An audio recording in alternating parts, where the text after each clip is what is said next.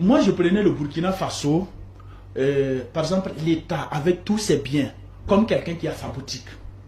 Le chef de l'État, le Burkina Faso, avec ses institutions, c'est une boutique en quelque sorte. Permettez-moi de prendre mon exemple pour que les enfants... Voilà. Maintenant, les habitants, quelques personnes là, sont les femmes et les enfants et les fils et filles de la famille. Et le Burkina Faso est une boutique. Et en ce moment, le boutiquier, pour nourrir la famille, chaque fois il part prendre prêt. Ou bien il part prendre le marchandise à crédit pour venir mettre dans sa boutique. À un moment donné, il a compris que je ne peux plus. Il faut que je fasse tous les possibles. Madame prenait 2000 francs, maintenant elle va prendre 1000 francs. Les enfants qui partaient à l'école avec 1000 francs là, les enfants vont prendre 500. Tu mettais du carburant, tu faufilais les unités là, on coupe tout. On va payer les dettes de ma boutique là pour que tout le marchandise qui est dans la boutique là soit à nous. Quand on aura, quand un moment viendra qu'on a pu payer tous ces crédits et que la marchandise devient pour nous là, chacun aura ce qu'il veut. Mais je vous pose la question. Est-ce qu'au moment qu'on coupait l'argent des femmes là, est-ce qu'elles vont apprécier? Jamais. Est-ce que les enfants qui gagnaient 1000 francs pour aller à l'école et qu'on dit non, non, non, à cause des dettes là, on va vous couper 500, vous partez à l'école avec 500. Est-ce que les enfants vont pas gronder? C'est la même chose. On gronde parce que le chef de la famille a décidé de couper pour pouvoir payer ce qui doit être payé, les dettes. Encore, là où on n'était pas arrivé, qu'on puisse arriver à là, pour que l'État, ou bien qu'il y ait la boutique du chef de famille pour être autonome à nous. Et à un moment donné, même si c'est 5 000 qu'on donne à la femme, ce n'est plus un problème parce que la boutique devient pour nous, il n'y a plus de crédit. Tout le bénéfice que la boutique nous donne est devenu pour le propriétaire qui est le chef de la famille. Donc, il faut que les gens arrivent à comprendre au moins cela, que pour devenir indépendant, il faut assumer.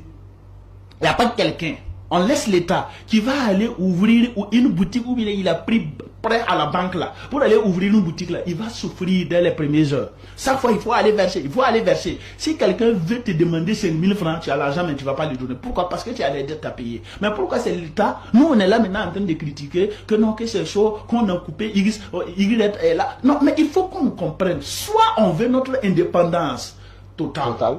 Soit on veut rester dans la domination avec l'impérialisme. Mais moi, je ne suis pas prêt à accompagner ceux-là qui croient que aller prendre les dettes pour venir voilà, flatter les gens qu'on est autonome. C'est vrai que certains me diront que non, qu'il y a des peut-être les États-Unis ou bien d'autres pays vivent dans les dettes. Moi, mes frères, laissez-nous. Il ne faut pas chaque fois aller prendre ce que l'Occident a fait pour venir appliquer chez nous. Néanmoins, nous devons créer, être aussi un modèle. Le capitaine a dit le Burkina Faso est un modèle. Et même les grandes puissances observent le Burkina Faso. Et envient le Burkina. En général, l'AES. Comment se fait-il que nous allons encore repartir chez eux pour prendre des exemples parce qu'ils vivent dans les dettes? Il faut que nous aussi on vive dans les dettes. Jamais. Mon voisin vit dans les dettes. Moi, je dois vivre dans les dettes. Mais, écoutez. Le camarade capitaine Ibrahim Traoré est un idéal et un modèle pour l'Afrique en général. Ceux qui veulent leur souveraineté le suivent. Ceux qui ne veulent pas, chacun peut prendre sa note, aller là où il veut, il n'a qu'à aller dormir tranquillement et nous laisser avancer. Parce que nous, on ne va plus reculer, on avance avec l'autorité. Que c'est dur, on avance. Que c'est bon, on avance. Nous sommes au milieu de la mer. On ne peut plus faire demi-tour.